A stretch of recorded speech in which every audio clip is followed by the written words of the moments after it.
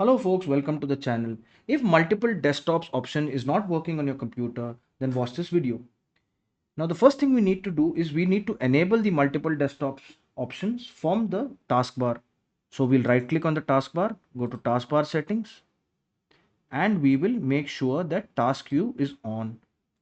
Then once that is on, we will get this feature, new desktop, and we can run multiple desktops on the computer. Now, if that doesn't work, then we need to run a Windows update. So we'll right click on the start button, go to settings, click on Windows update, and then check for updates. While that is updating, we'll go to advanced options, optional updates, and then we will install any optional driver update that is available here.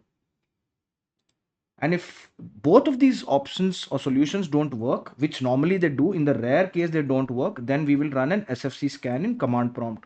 So we will look for command prompt in the search bar, right click on it, click on run as administrator, yes, and then we will input the command sfc space slash scannow and press enter.